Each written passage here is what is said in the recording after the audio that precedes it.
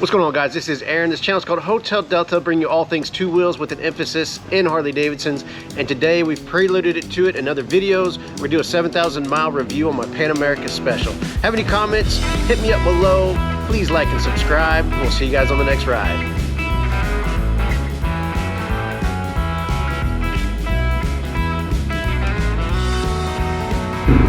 All right, guys, now that we've gotten rolling again, so there's no great way for me to go home, but this is my preferred route, less traffic. I feel like it's a little bit safer. I don't sit as long. But anyways, let's get to the bike. So obviously my whole channel has been driven by the Pan America. For those that do not know, I purchased this motorcycle back in January. The previous bikes that I owned, I was coming directly off a 2018 Fat Bob with a motor build in it. Before that, I had a 2014 Dyna Street Bob, because you know we all got to be a Dyna bro to grow up. And man, I've never had a bad experience with any of those bikes. They were both great bikes. The reason I decided to do the Pan America, because there was a lot of new technology on this motorcycle that I wanted to experience for myself. I believe this is kind of the future for Harley-Davidson, not necessarily this bike in general, but there's so much new technology in this bike that it's going to bleed over to other bikes. The cornering, traction control, ABS system, the dash, all that kind of stuff. So I wanted to be, you know, one of the first to experience it, and the price point was good on it. Our dealership has an awesome employee program that really encourages us to buy not only motorcycles but new motorcycles.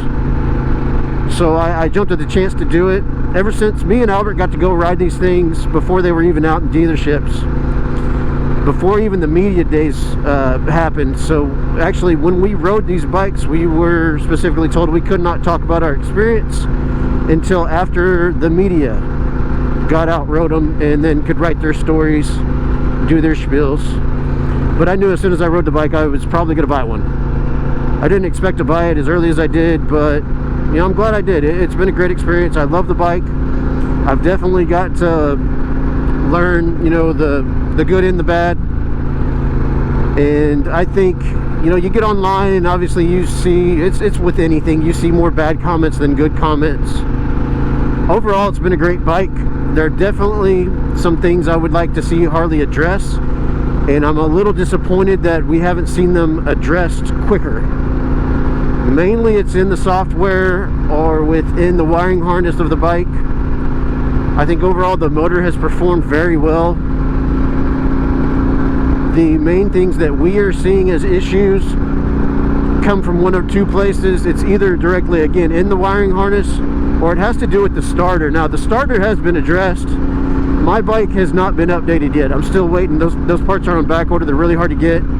So mine does have the new clutch spring, or starter clutch spring, whatever they're calling it. Expecting to see that hopefully in February. And again, most of my, I don't even know, you might even say all of my issues have come from hard starts, whiny starts, throws codes, and then you have to go through, clear them out.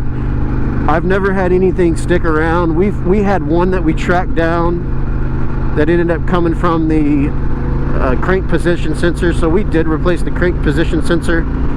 And again, I don't know if that was just some hard starts, but not only did we replace the crank position sensor while my tech was in there replacing that, we went ahead and went through the wiring harness, because the real main issue seems to be from the way the bikes are pinned. And it's not the pins themselves. The connectors are Bosch connectors. They're damn good connectors. What's happening is, whenever the bikes are being put together, when they're being manufactured, whoever at Harley that is placing the pins in the connectors is not seating the pins all the way. And so you end up getting some intermittent, you know, misses on those connectors. That's led to some of the adaptive ride heights. My adaptive ride height connector was miswired. That's also been a common problem with early 22s. So that has been fixed. Now it seems that all the issues that I've had, which are minor, they don't happen daily by any means, but all the issues that I've had recently have just been from the hard starts. I am still on the stock tires. the original stock tires. I am still on the original stock battery. We're closing in on 12 months of me owning this bike. I do ride my bike almost daily, and thankful to Texas weather this year, we have been abnormally dry, so I have not missed very many days of riding. I have not done any crazy long trips. I've probably not ridden this bike more than probably 3 hours at one time, which, I mean, I guess, you know, you got to stop and get gas anyways. But I have not, unfortunately, I've not been able to do any long trips. All right, guys, I'm going to kind of go over what I've done to the bike just to get everybody an idea. So obviously I added the skid plate, the Harley skid plate. I added the radiator guard, the headlight guard. I've done Denali electronic switchback T3s in the front and the rear. I did the tail tidy at the same time. We hardwired the front turn signals, and in the rear we used the wiring harness. At the time, the front wiring harness was not available, and I was not planning on running more than the stock turn signals. I wasn't going to add turn signals or do anything crazy in the front. So hardwiring them, actually, or wiring them in, made a lot of sense. So we went ahead and did that. You guys can watch my video on that if you have any questions. They're great lights, are super bright. As long as they're available and you can get them relatively fast, I would encourage you to do so.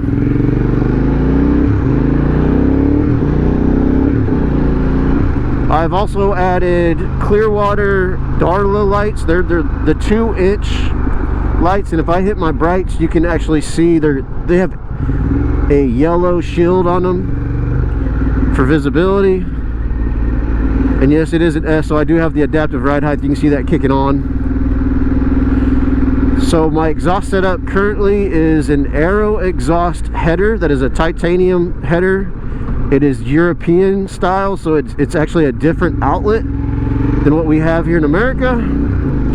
And you have to use a Harley gasket to couple it to the rest of the exhaust, and the rest of my exhaust is a TBR. That's basically everything I have on the bike. I'm sure I'm missing one or two things. My seat, I do have a Saddleman seat, and I do have the sport bags on the back. Everything that I just mentioned has been covered in a video previously. Again, I'm just reviewing this stuff. For those that do not know, feel free to go back and watch all the stuff. Again, my channel has been, I wouldn't say dedicated to the Pan America, but it has definitely been in the limelight more than not. And it's treated me well so far, and I hope everybody's enjoyed it. So let's talk about other disappointments I find in the bike that aren't, you know, necessarily related to the way that the bike's built. I have no complaints performance wise. This bike has tons of power. The brakes are great. The suspension's excellent. The adjustability whenever you switch modes is excellent. No problems there. The only thing I would nitpick on this bike, and I wouldn't say nitpick, I actually have issues with it. So one of the reasons, again, that I bought this bike was to experience the technology that was in it. And honestly, a lot of the technology is, you know, the biggest disappointments. The navigation system is pretty much useless, and it has not been addressed by Harley. I thought that was going to be one of the highlights of this bike, was having that kind of tech in it. And honestly, it'd be tech that would be far beyond anything Harley has. Any navigation that Harley has in any of their motorcycles is honestly a little lacking. If you look at any other major manufacturer of motorcycles, cars, their navigation systems are kind of what highlights those bikes. I really wish Harley would get on board, spend the money, whatever they need to do to make that a focal point of their bikes, because as technology evolves, as older generations get out of the market, as newer generations get into the market, you're going to see that become more and more of a focal point, and more of something that people want. We're so used to staring at screens all the time. Even though, you know, this is our freedom machines, we like to get on them and ride and get lost. We still want that accessibility. And that's something that is sorely lacking in Harley-Davidson in general, not just this bike. I think this bike's a step in the right direction. They've got to get figured out though, because it is still disappointing at this point. The other thing that I'll say I've had issues with, and it's not detrimental, it's not anything other than annoying, it's the way that you connect to it with your phone, in your headset, listening to music. You'll get some clipping in it from time to time, and I think they tried to address it in one of the last updates because it has gotten better. The other thing that they really haven't done much with is the app on the phone. It's pretty much stayed the same, and I really thought we'd see some updates from that. I still haven't been able to download the offline maps, and I don't know, maybe it's because I need to get an iPhone or a new phone. We'll figure that out soon. That's pretty much my biggest gripes. Obviously, working in the shop, you see, you know, a lame duck Pan America come in from time to time. Mainly the issues have been mechanical, honestly. We've seen a couple motors with some issues. One was really early on in the process. I'm going to assume that bike was misfabricated, however you want to say it, misinstalled on the bike. Maybe it was a break-in issue. It's always hard to say. You know, I will say that the guy told me how much he liked sport mode, and whenever the motor cratered, it had less miles than it should have had for him to even be in sport mode. But you know, things happen. Things do happen. There's another bike that comes in from time to time that has had a myriad of issues, but that's the only one I've seen more than once, really. So I know there's people out there that have had a lot of issues with these bikes. Not a lot, but considering how many have been made, you're going to see some issues. Any bike that's brand new with this much new stuff going on, it's going to have some problems. I don't know what Harley's doing to address those. There have not been any open recalls on this bike, and I don't think that other than what is it, the rear seat was a recall. I don't have the stock rear seat, so it's not a problem for me. But what would I like to see Harley do in the future? I think everything's in place. My biggest concern, again, it is going to be the wiring and what Harley does to fix that. Bosch connectors work in 200 plus mile an hour race cars. There's no reason they can't work in this bike. It's got to be an installation problem. Hopefully Harley will address that. And then again, the software, a combination of the software in the bike, the software in the app, and the way those two communicate, that is the biggest problems I would like to see Harley fix. There are, I'm sure, minor mechanical problems that will show up in any new model, but they seem to be relatively low. So as long as they roll with the punches on those, fix the electrical, I still think it's an awesome bike. I still love my bike. Again, minimal issues with mine. I ride it, again, daily. I almost never have this thing on a battery tender because we live in South Central Texas, and unless there's just a week of rain, very rarely can we, you know, not get on our bikes and ride. Guys, if y'all have any questions, any comments, I'm trying to be as honest and open as possible about this motorcycle. Would I wait, like if I was thinking about buying a Pan America, would I wait and buy one later down the road as opposed to now? No, I wouldn't. I'd go ahead and buy the bike. I think power to weight, the best bike Harley's making. I think the suspension is the best suspension in a Harley right now. The technology, they still need to figure out. I won't say too many great things about it, other than it has a lot of potential. And my dad used to tell me that potential meant you haven't done anything yet. So maybe Harley hasn't done anything yet there. I still think it's a great bike. It's well equipped, fun to ride.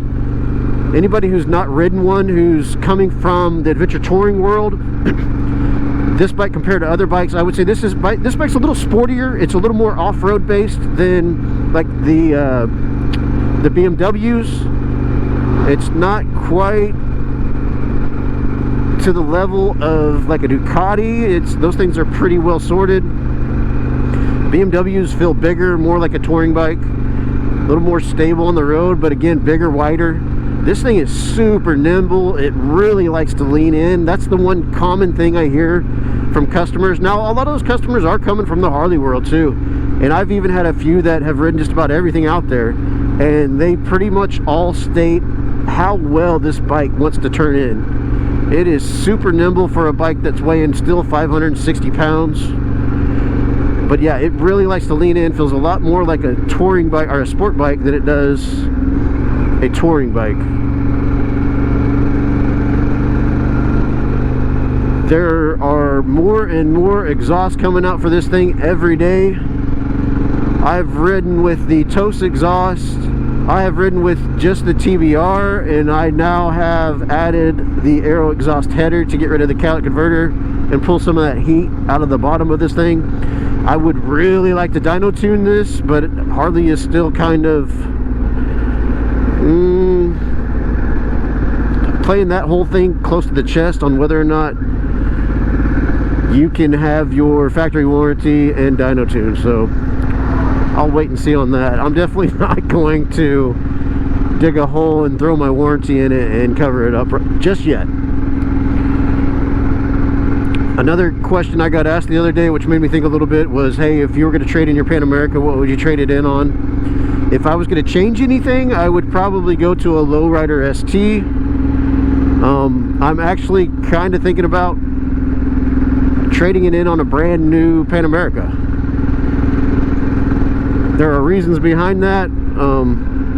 We kind of got a bunch of them in all of a sudden, and it's the end of the year and there's nowhere for them to go.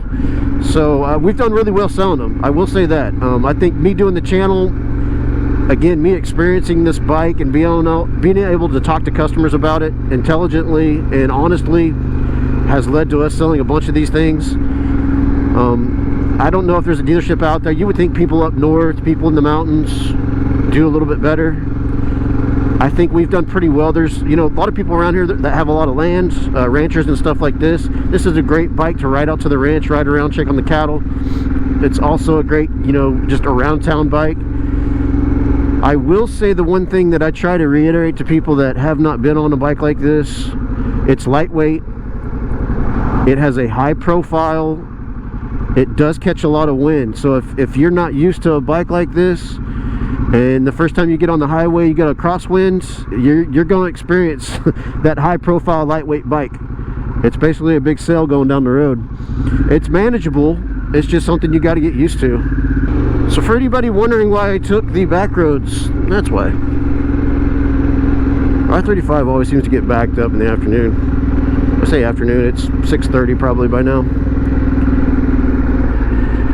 Guys, I hope everybody enjoyed the video.